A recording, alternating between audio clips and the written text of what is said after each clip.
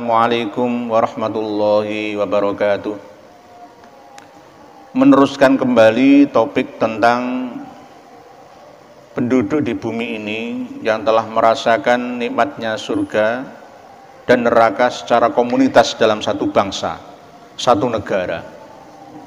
Sesuai dengan survei dari World Happiness Report yang dilaporkan dalam setiap tahunnya, penduduk satu negara yang paling berbahagia di planet bumi ini, yaitu yang pertama diduduki oleh Finlandia secara 4 tahun berturut-turut. Sesuai dengan nama negaranya, fine, bahagia, seneng ya, land ya, tanah atau negara, negara yang selalu berbahagia penduduknya. Walaupun sedikit jumlah penduduknya, tapi terbukti ya berbahagia. Dilihat dari segi apa? Pendapatan rata-rata setiap bulan. Dilihat dari segi kekompakan ya. Dari segi kepercayaan publik terhadap wakil rakyat negaranya. Harapan hidup sehat sampai umur panjang. Dan juga dukungan sosial serta kemurahan hati.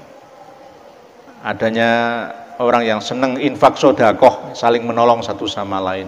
Sosialnya tinggi, itu yang dilihat standarnya itu dari situ. Jadi bukan karena standar-standar yang lain. Jadi negara Finlandia itu negara yang paling bahagia penduduknya di dunia. Yang kedua adalah negara Denmark. Ketiga adalah negara Islandia. Keempat adalah negara Swiss. Dan kelima adalah negara Belanda. Ya, jadi negara-negara ini penduduknya mayoritas berbahagia, puas dalam hidupnya sampai umur panjang 88 sampai 92 tahun. Harapan hidup sehat. Ini 5 negara yang paling berbahagia di planet bumi kita ini. Sebaliknya, ada negara yang paling tidak bahagia di planet bumi ini, yaitu negara Afghanistan yang mayoritas Islam. Negara yang penuh dengan konflik. Walaupun sekarang sudah dikuasai kembali oleh Taliban, tapi tetap ya, pendapatan rata-rata setiap hari, setiap bulan penduduknya ini tidak jelas. Rasa aman, nyaman ya. Ini hampir-hampir tidak ada. Kebebasan termasuk kepercayaan publik, harapan hidup sehat ini tidak ada. Ada tapi minim. Jadi masih diduduki yang pertama adalah negara Afghanistan, padahal mayoritas 99% adalah muslim. Kenapa? Kok malah justru masuk neraka? Ya Allah a'lam. Padahal Finlandia bukan negara muslim. Padahal negara Denmark bukan mayoritas muslim. Negara Islandia, negara Swiss dan negara Belanda bukan negara muslim, tapi mereka merasakan kenikmatan surgawi di planet bumi kita ini. Kita ini mau disurgakan itu masih sulit. Kita ini menduduki peringkat 87 dari 100 negara yang paling bahagia. Bisa dikatakan Indonesia ini adalah penduduknya, bukan wilayah negaranya. Penduduknya adalah orang yang menempati Jabal A'raf. Yo kadang-kadang untuk angin surga, kadang-kadang untuk angin neraka. Indonesia ini. Ya. Jadi negara yang penduduknya paling tidak bahagia itu nomor 1 Afghanistan. Nomor 2 diduduki oleh Zimbabwe. Afghanistan itu penduduknya sekitar 41.128.000-an. Yang kedua negara Zimbabwe ini penduduknya sekitar 16.320.000. Ini negara yang paling tidak bahagia di muka bumi ini. Berikutnya adalah negara Rwanda. Terus Botswana, Lesotho, Malawi, dan Haiti. Di negara-negara ini, 7 negara ini, penduduknya berada di dalam lembah neraka. Paling tidak berbahagia di muka bumi ini. Dalam hal apa? Ya dalam hal semuanya. Baik dari segi keamanan, kenyamanan, keselamatan, kesehatan, pendapatan, dan sosial mereka. Kebebasan juga tidak dijamin oleh negara. Jadi mereka berada di lembah neraka, jahanam di planet bumi kita ini. Dan ini saya tambahi lagi, yaitu sekarang adalah Yaman dan Suriah. Ini negara yang paling tidak bahagia di muka bumi ini. Ditambah lagi negeri yang paling miskin sekarang ini.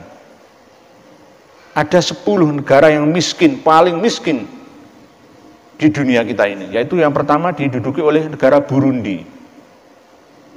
Negara Burundi ini negara yang pendapatan rata-rata setiap bulannya warga di sana itu cuma Rp250.000. Untuk bisa menghidupi 6 anaknya, anggota keluarganya, jelas nggak cukup. Padahal tanahnya ya subur. Tapi kenapa sumber daya manusianya tidak bisa makmur? Ya Allah alam. Inilah yang dinamakan neraka-neraka. Selain negara yang penduduknya paling tidak berbahagia di muka bumi ini, ditambah lagi dengan negara 10 negara yang paling miskin. Yang pertama diduduki oleh Burundi. Karena apa? Di sana itu ada anak-anak yang bahkan diperjualbelikan seperti barang. Saking miskinnya mereka. Harapan hidup sehat, panjang umur di sana itu 49 tahun. Tidak sampai 50 tahun, 60 tahun, 70 tahun. Karena apa? Standar kesehatannya nggak tercukupi. Miskin, negara miskin. Yang kedua adalah negara Somalia. Negara Somalia ini bisa dikatakan negara gagal. Padahal mayoritas penduduknya adalah Muslim, Wahabi di sana. Antara Asy-Syabaab, kelompok pemberontak, gerilyawan, dan pemerintah. Semua mereka sama-sama Wahabi, tapi sampai sekarang ini masih gegeran dan eker-ekeran terus. Akhirnya menjadi negara yang miskin di dunia. Nomor 2. Nomor 3 adalah negara Mozambik. Nomor 4 negara Madagaskar. Madagaskar ini asal-usul penduduknya adalah berasal dari Nusantara. Kelima negara Sierra Leone. Ya, keenam negara Afghanistan. Selain negara paling miskin, juga negara paling tidak bahagia di muka bumi ini. Penduduknya banyak yang mengungsi ke Indonesia, ditambung di tempat-tempat pengungsian di Indonesia ini. Negara berikutnya adalah Republik Afrika Tengah, itu juga negara paling miskin. Negara Liberia, negara Niger, bukan Nigeria, Niger itu berbeda. Nigeria dan Niger itu beda. Dan yang ke-10 adalah negara Republik Demokratik Kongo. Kalau kita dulu mengenal Vespa Kongo itu, karena memang Tentara Nasional Indonesia mendapatkan tugas dari PBB untuk menjadi juru damai di negara Kongo sana, Afrika. Ini negara-negara yang miskin, sekaligus merana, dan susah, gundah, payah, gelisah dalam hidupnya. Inilah negara-negara yang merasakan pedih dan sakitnya neraka di bumi ini, di planet bumi ini. Nanti bila secara individu para penduduk di negara-negara miskin dan negara yang paling tidak berbahagia di muka bumi ini mau beramal soleh, meningkatkan amal baik ibadahnya, maka di kehidupan yang akan datang di akhiratnya akan berubah menjadi orang yang menghuni negara atau tempat yang membahagiakan. Mungkin dilahirkan di akhirat, nanti lahir di Indonesia, mungkin di Uni Emirat Arab, ya, mungkin di negara-negara yang makmur dan sentosa. Ini sudah menjadi ketetapan hukum alam sunnatullah bahwa setiap manusia ini akan mengalami roda kehidupan, kadang di atas, kadang di bawah. Kadang di depan, kadang di belakang. kadang bila dia tidak mampu menerima ujian, menanggung beban, maka dia akan terjun bebas menjadi makhluk yang lebih rendah, asfala safilin. Laqad khalaqnal insana fi ahsani taqwim tsumma radadnahu asfala safilin. Tetapi bagi orang-orang yang beriman dan beramal saleh, dia akan tetap stabil dalam kehidupannya, baik di dunianya sampai di akhiratnya, baik kini ataupun nantinya. Para pemirsa sekalian dan pendengar rahimakumullah. Jadi ketika kita ingin membuktikan surga dan neraka di planet bumi kita ini, ayo kita lihat negara-negara yang saya sebutkan tadi. Itu sudah bukti nyata. Bukti nyata bahwa sesuai dengan rahman dan rahimnya Allah, semua umat manusia bisa masuk surga dan juga bisa merasakan pedihnya neraka. Kalau dulu waktu di pesantren itu ada makna dari Ar-Rahman itu sing moho welas asih ya marang wong mukmin lan kafir nang donya tumeka akhirat. Itu lebih ablagu minar rahim. Kalau Ar-Rahim itu sifat Allah yang khusus untuk orang-orang mukmin saja di akhirat nanti. Itu kalau menurut makna pesantren. Nanti bismillahi kelawan nyebut asmane Allah Ar-Rahmani kang persifatan welas asih ing dalem donya lan akhirat marang wong mukmin lan wong kafir. Ar-Rahim tur ingkang paring kawelasan marang wong mukmin bloko ana ing akhirat. Jadi Ar-Rahman itu lebih ablahu minar rahim.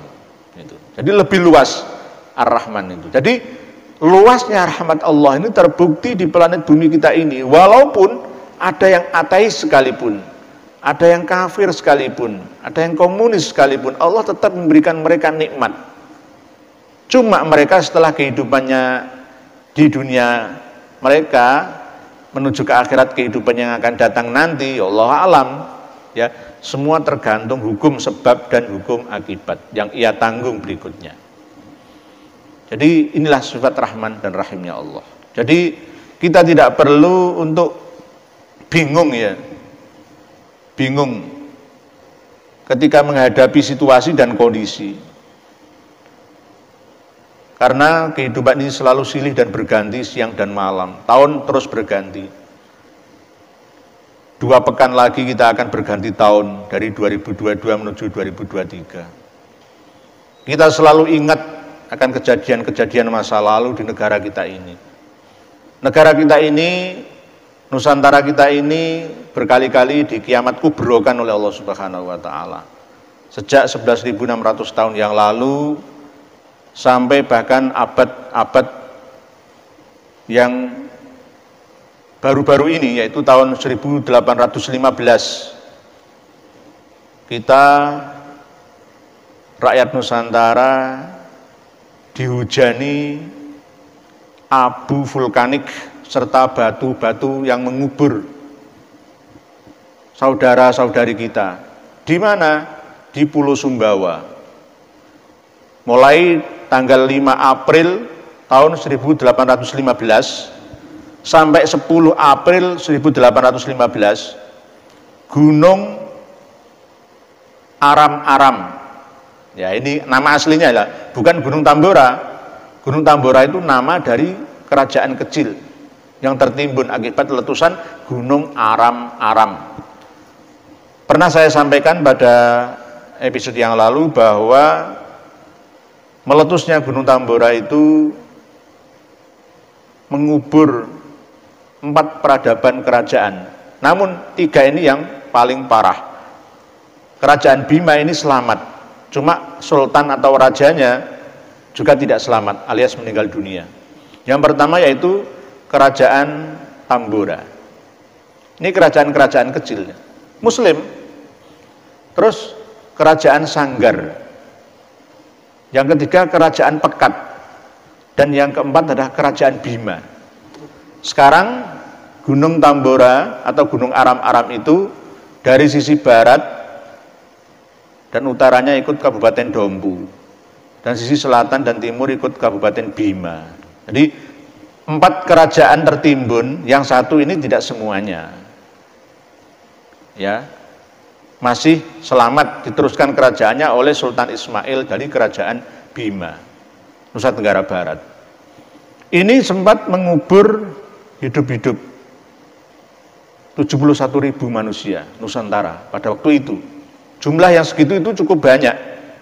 Pada waktu itu di Jawa dikuasai oleh Thomas Stamford Raffles, Gubernur Jenderal Inggris yang menguasai Indonesia, karena Inggris telah mengalahkan peperangan dengan Belanda selama 3 tahun. Jadi Gunung Tambora itu aslinya adalah Gunung Aram-Aram. Kenapa dinamakan Gunung Tambora? Karena mengkubur Kerajaan Tambora, Kerajaan Pekat, Kerajaan Sanggar. Dulu pernah terjadi kiamat kubra di bumi Nusantara ini berkali-kali. Bahkan 60.000 tahun yang lalu juga Gunung Toba sempat memusnahkan mayoritas manusia di planet bumi kita ini, tidak hanya di Indonesia tapi di seluruh dunia. Hampir-hampir setiap hari dihujani abu vulkanik yang sangat panas. Bila dihirup langsung menyerang paru-paru, langsung pecah paru-parunya manusia pada waktu itu. Jadi hanya sedikit saja yang bisa bertahan hidup. Sama seperti tsunami Aceh 2004, sama seperti gempa Bantul yang menelan 6.000 jiwa Yogyakarta dan menyebabkan keluarnya lumpur dari perut bumi, lumpur Lapindo, Sidoarjo, Porong. Ini termasuk dalam kategori kiamat kubra, namun tidak secara global. Kiamat kubra lokal. Nanti suatu saat, jika negara kita Nusantara ini yang terkenal dengan the ring of fire, ya, negara yang berada di atas cincin api, maka kita pun mau tidak mau akan mengalaminya. Toh kalau tidak kita akan terkena anak cucu kita. Resiko memang berada di negara yang makmur karena banyak gunung berapinya. Tetapi ya beginilah, ya harus kita terima. Bahkan tidak pernah kapok-kapok manusia ketika gunung api selesai meletus, tetap akan mendekati gunung tersebut. Karena memang dari bekas letusan itu akan menyebabkan kesuburan tanah, kemakmuran yang ada. Jadi kita tetap harus waspada, ya, bahwa negara kita ini bisa menjadi negara kaya, tapi juga akan bisa menjadi negara miskin. Bisa menjadi surga dan bisa menjadi neraka. Tergantung kita dalam menyikapinya. Oleh sebab itu mari kita ciptakan skoci-skoci kecil surga surgawi dalam diri kita sendiri dan rumah keluarga kita. Mari kita buat komunitas-komunitas surgawi sendiri di dalam majelis-majelis, ya, di dalam komunitas-komunitas kebaikan yang kita jalankan selama ini. Dan kita jauhi komunitas-komunitas yang menyebabkan murka Allah, yang menyebabkan kita akan susah gundah dan payah, perih dan pedih dalam kehidupan ini. Demikian yang dapat kami sampaikan, semoga bisa difahami dan dimengerti. Wallahu a'lam bishawab. Akhirul kalam. Wassalamualaikum warahmatullahi wabarakatuh.